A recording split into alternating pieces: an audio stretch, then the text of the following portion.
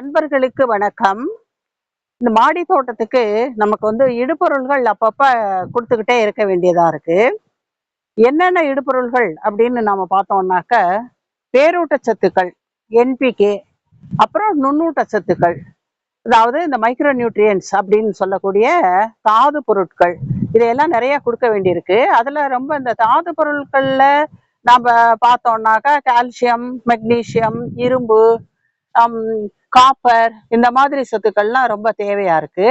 இந்த பேரூட்ட சத்துக்கள்ல என்ன சத்துக்கள் மிக மிக முக்கியம் அப்படின்னு நம்ம பார்த்தோம்னா என்பிகே. என்னன்னா தழைச்சத்து, பீனா மணிச்சத்து, கேனாக்கா சாம்பல் சத்து. இந்த சாம்பல் சத்து செடிகள் பலன் கொடுக்கிற நேரத்துல ரொம்ப ரொம்ப முக்கியமா தேவைப்படுது.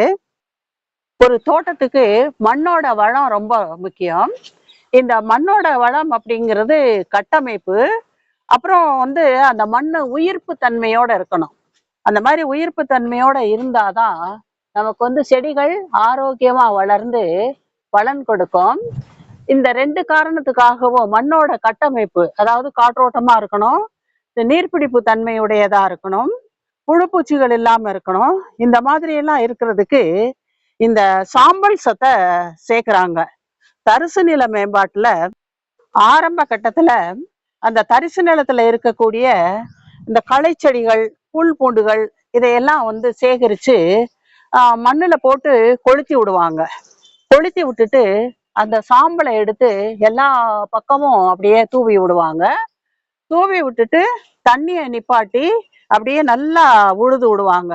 அந்த மாதிரி இருக்கும் பொழுது இந்த பூமியில இந்த சாம்பல் சத்து நல்லா போய் சேர்ந்துக்கும். இந்த மலை பிரதேசங்கள்ல பாத்தீங்கன்னா மார்ச் மாசத்துல இந்த தீ கொளுத்தி விட்டுருவாங்க மலையில. அங்க அந்த ரொம்ப மதிப்புமிக்க மரங்கள்லாம் பிடிச்சி எரியும். அது ஏன் அப்படி மார்ச் மாசத்துல மட்டும் நடக்குது அப்படின்னு சொன்னா, அவங்க அறுவடை முடிஞ்ச உடனே அங்க இருக்கிற அந்த வேஸ்ட், விவசாயத்துல ஏற்பட்ட கழிவுகளை எல்லாம் கொளுத்தி விட்டுருவாங்க. அப்பதான் அது அடுத்த சீசனுக்கு அவங்களுக்கு அந்த சாம்பல் சத்தெல்லாம் உரமா கிடைக்கும். ஏன்னா இந்த மலை பிரதேசங்கிறதுனால ஒவ்வொரு பட்டம் முடிஞ்ச உடனே அந்த மழை பெய்யும் பொழுது சத்துக்கள் எல்லாம் கீழே வடிஞ்சு ஓடிரும். மறுபடியும் இயற்கை வழியில சத்துக்கள் கொடுக்கறதுக்காக தான் இப்படி கொளுத்தி விடுறாங்க. அடுத்தது பார்த்தோம்னாக்க இந்த சாம்பல் இங்க எடுத்து வச்சிருக்கோம். சாம்பல்ல என்னென்ன சத்துக்கள் இருக்கு அப்படின்னாக்க, பொட்டாசியம், கால்சியம், மெக்னீசியம், இது மூணுமே செடிகளோட வளர்ச்சிக்கு ரொம்ப ரொம்ப முக்கியம். செடிகள் ரெண்டு விதமான மண்ணுல வளரக்கூடிய செடிகள் இருக்கு. சில வகை செடிகளும் காரத்தன்மை உள்ள மண்ணுல தான் வளரும், சில வகை செடிகள் அமிலத்தன்மை உள்ள மண்ணுல தான் வளரும். இந்த சாம்பலை நாம மண்ணுல போடுறதுனால என்ன ஆகுது அப்படின்னு சொன்னாக்க, அதிக அமிலத்தன்மை உள்ள மண்ணை அதனுடைய கார அமிலத்தன்மையை நிலைநிறுத்துறதுக்காக, காரத்தை கொஞ்சம் ரைஸ் பண்றதுக்காக இந்த சாம்பல் சத்தை நாம மண்ணுல போடலாம். கிச்சன் வேஸ்ட், அப்புறம் தோட்ட கழிவுகளை நாம கம்போஸ்ட் செய்யும் பொழுது இந்த சாம்பலை அதுல தூவிக்கலாம். கொஞ்சம் லேசா லேயர் பை லேயரா தூவிட்டு நாம அதை நல்லா கிளறி விட்டுக்கலாம். அப்ப கம்போஸ்ட்லே நமக்கு அந்த சாம்பல் சத்து கிடைச்சு போயிடும் உரமா கொடுக்கறதுக்கு. இந்த மாதிரி நல்லா கலந்து விட்டுட்டு நம்ம இதை செய்யலாம். அடுத்து நாம க்ரோ பேக்ல போடுறதுக்கு மண்கலவை தயார் பண்ணும் பொழுது இந்த சாம்பல்ல இப்படி இந்த மாதிரி மண்கலவையில தூவிட்டும் நாம நல்லா இதை கலந்து விட்டுட்டு க்ரோ பேக்ல எடுத்துக்கலாம். மற்ற உரங்கள்லாம் போடும் பொழுது, கம்போஸ்ட் எல்லாம் போடும் பொழுது இந்த சாம்பலையும் சேர்த்து கலந்துட்டு அதை நாம க்ரோ பேக்ல எடுத்து அதுக்கப்புறம் செடிகளை வைக்கலாம். செடிகளோட வேற சுத்திலும் இந்த மாதிரி போட்டு விடலாம். போட்டு விட்டுட்டு மண்ணை கலந்து விட்டுறணும். அந்த மாதிரி போடும் பொழுது அதிக அளவுல நாம சாம்பலை போடக்கூடாது. அதிக அளவுல போட்டோம் அப்படின்னாக்க அது அப்படியே படர்ந்து மண்ணுல மேல ஒரு லேயர் மாதிரி ஒட்டிக்கும். அது வழியா காத்தும் தண்ணியும் போறது சிரமமா இருக்கும். அதனால லேசா போட்டுட்டு இப்படி மண்ணை நல்லா கலந்து விட்டுறணும். இந்த சாம்பலை நல்லா தண்ணியில போட்டு கலந்து விட்டுட்டு கொஞ்சம் ஓரளவு தெளிஞ்ச உடனே இதை எடுத்து செடிகளுக்கு நாம கொடுக்கலாம். அதனாலயும் சாம்பல் சத்து ரைஸ் ஆகும்.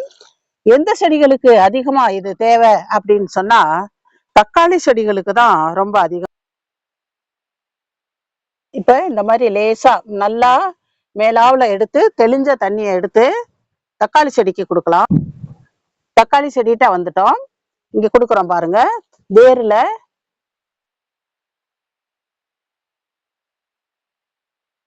நல்லா வேர்ல படுற மாதிரி இந்த சாம்பல் கரைசலை ஊத்தி விடணும். சாம்பல் சத்து செடிகளுக்கு முக்கியம். ஆனா அதை எப்படி உபயோகிக்கணும் அப்படிங்கிறது அதை விட முக்கியம். செடிகள் ஆரோக்கியமா வளர்ந்து நல்ல மகசூலை கொடுக்கறதுக்கு கொஞ்சமா சாம்பல் சத்தை நாம உபயோகப்படுத்தினோம்னாலே போதுமானது. எங்களோட மாடி தோட்டத்துக்கு தேவையான சாம்பலை நாங்க எப்படி தயாரிச்சுக்கிறோம், வீட்டிலேயே எப்படி தயாரிச்சுக்கிறோம் அப்படிங்கிறத இப்ப பார்க்கலாம் வாங்க. மாடி தோட்டத்தில் ஏற்பட்ட காய்கறி கழிவுகள், குப்பைகள், காய்ஞ்ச இலைத்தலைகள் எல்லாத்தையும் கொண்டு வந்து எங்கள் வீட்டு தோட்டத்தில் கீழே கொட்டி வச்சுருக்கோம் பாருங்கள். அதோட கூட வீட்டில் நாம் இது நாள் வரைக்கும் உபயோகப்படுத்தின கொட்டாங்குச்சிகளையும் சேர்த்துக்கிட்டோம். கொட்டாங்குச்சியிலேருந்து வரக்கூடிய சாம்பல் நல்லா சிறந்ததாக இருக்கும். இந்த தேங்காய் உரிமட்டைகள், பழைய பேப்பர்கள் எல்லாத்தையும் ஒரு கும்பலாக ஒரு இடத்துல போட்டாச்சு. தென்னை மரத்துலேருந்து விழக்கூடிய காஞ்ச மட்டைகள் அதைகளையும் இங்கே ஒன்றா சேர்த்து போட்டுக்கிட்டோம்.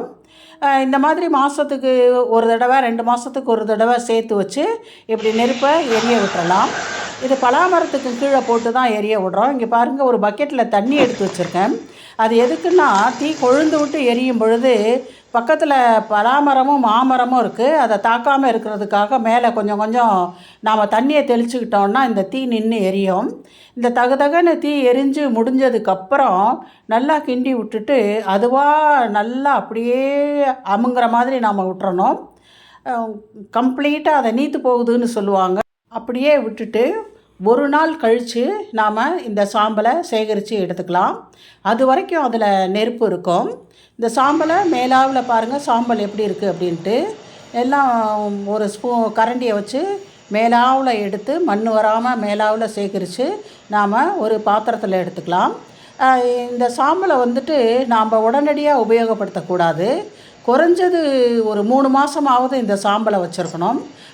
பழைய சாம்பலை தான் உபயோகப்படுத்தணும். புது சாம்பலை உபயோகப்படுத்தணும் அப்படின்னாக்க இந்த செடிகள் எரிஞ்சு போன மாதிரி ஆகி போயிடும். அதையும் நாம் கவனத்தில் வச்சுக்கணும். இப்போ பாருங்கள், இந்த பாத்திரத்தில் நாம் சாம்பலை எல்லாம் கலெக்ட் பண்ணிகிட்ருக்கோம். கலெக்ட் பண்ணதுக்கப்புறம் நாம் மாடிக்கு போய் இந்த புது சாம்பலை கொட்டி வச்சுட்டு ஆல்ரெடி நாம் சேமித்து வச்சுருக்கிற பழைய சாம்பலை எடுத்து எந்தெந்த விதத்தில் பயன்படுத்தலாம் அப்படிங்கிறத முதல்ல நாம் விரிவாக பார்த்தோம். இப்போ வாங்க தொடர்ந்து நாம் வீடியோவை பார்க்கலாம். தாவரங்கள் நல்லா வளமாக வாழ்கிறதுக்கு இந்த தாவரங்களுக்கு மேலே லேசாக இப்படி சாம்பலை தூவி விட்டாலே போகிறோம். அதிகமாக தூவக்கூடாது. அதிகமாக தூவிட்டு நாம் தண்ணி விட்டோம் அப்படின்னா அதுல இருந்துட்டு அதாவது கடுங்கார கரைசல் மற்றும் உப்புக்கள் அதிகமாக தோன்றும். அது செடிக்கு பாதகத்தை தான் கொடுக்கும். அதனால இந்த மாதிரி குறைஞ்ச அளவுல லேசா தூவி விடலாம். இந்த மாதிரி தூவி விடுறதுனால செடிகளை தாக்கக்கூடிய சில பூச்சிகளும் ஓடிரும். அசுவினி மாதிரி பூச்சிகளை கட்டுப்படுத்துறதுக்கு இது ஃபர்ஸ்ட் மெத்தட். இதுலயும் கேட்கலைன்னா தான் நாம மத்த பூச்சி விரட்டி கரைசல்களுக்கு போகணும். நட்டை, ஸ்லக்கு, சின்ன சின்ன கம்பளி பூச்சிகள், இன்னும் அந்த அதாவது முதுகெலும்பு இல்லாத சின்ன சின்ன பூச்சிகள் இருக்குமே, புழுக்கள் மாதிரி, அதையெல்லாம் கட்டுப்படுத்துறதுக்கும் இந்த சாம்பலை செடிகளுக்கு மேல நாம நல்லா தூவி விடலாம். எல்லா விதமான சாம்பலையும் உபயோகப்படுத்த முடியாது. நல்ல கடினமான அதாவது வைரம் பாஞ்ச மரங்கள்ல இருந்து வர்ற சாம்பல் நல்லா இருக்கும். ஆனா நமக்கு அப்படி வீட்டுல கிடைக்காது. அப்படி நமக்கு தேவை அப்படின்னாக்கா நம்ம வீட்டுல உபயோகப்படுத்துறோம் பாருங்க, கொட்டாங்குச்சி, அதை சேமிச்சு வச்சு நாம அதுல இருந்து சாம்பல் எடுத்துக்கலாம். அப்ப தோட்ட கழிவுகள்ல இருந்து இலைத்தலைகள்ல இருந்து வர்ற அந்த கழிவுகளை எரிச்சும் நமக்கு தேவையான சாம்பலை ஓரளவுக்கு எடுத்துக்கலாம். ஆனா கடினமான மரங்களை எரிக்கிறதுல இருந்துட்டு தான் நமக்கு தேவையான அதிக சத்துக்கள், பொட்டாசியம் சத்து நமக்கு கிடைக்கும். தக்காளிக்கு எப்படி சாம்பல் சத்து மிக மிக முக்கியமோ, தக்காளிக்கு ரொம்ப பிடிக்குமோ, அது மாதிரி சாம்பல் சத்து பிடிக்காத தாவரங்களும் இருக்கத்தான் செய்யுது. கத்திரி செடிகளுக்கு சாம்பல் சத்து ரொம்ப பிடிக்காது. அசுவினி மாதிரி பூச்சிகள் வந்துட்டாக்கா லேசாக செடிகளோட இலைகளுக்கு மேலே தூவி விடலாம், அவ்வளவுதான். மிளகாய், இந்த மிளகாய் செடியை பாருங்க, ஸ்வீட் கார்ன், உருளைக்கிழங்கு, அப்புறம் ரோஸ் செடி, இந்த செடிங்களுக்கெல்லாம் பொட்டாசியம் சத்து அவ்வளவா பிடிக்காது. அதனால நாம ஆரம்பத்துல கவனமா பார்த்து தான் தேவையான அளவு தான் உபயோகப்படுத்தணும். ஆக இந்த மாதிரி சாம்பல் சத்து நமக்கு மாடி தோட்ட விவசாயத்துக்கும் ரொம்ப முக்கியமான ஒரு சத்தா இருக்கு. அதை வேற வேற உரங்கள்ல இருந்துட்டும் நாம கொடுக்குறோம், புண்ணாக்கு, கம்போஸ்ட் எல்லாத்துல இருந்தோம். ஆனா இந்த தக்காளி மாதிரி செடிகளுக்கு அது பூத்து காய்க்கிற நேரத்துல சற்று அதிகமாகவும் கொடுக்க வேண்டியதா இருக்கு. அதை எப்படி நாம வீட்டிலேயே தயார் பண்ணி இந்த சாம்பலை கொடுக்கலாம் அப்படின்ட்டு பூச்சிகளையும் விரட்டுறதுக்கும் ரொம்ப முக்கிய பங்கு வகிக்குது. இந்த மாதிரி சாம்பல் நமக்கு நம்ம மாடி தோட்டத்துக்கு ரொம்ப மிக தேவையான ஒரு பொருளா இருக்கு. அதை பத்தி நாம இந்த வீடியோல விரிவா பார்த்திருக்கோம். இந்த வீடியோ பிடிச்சிருந்தாக்க லைக் பண்ணுங்க, ஷேர் பண்ணுங்க, கமெண்ட் பண்ணுங்க, சப்ஸ்கிரைப் பண்ணுங்க. நன்றி, வணக்கம்.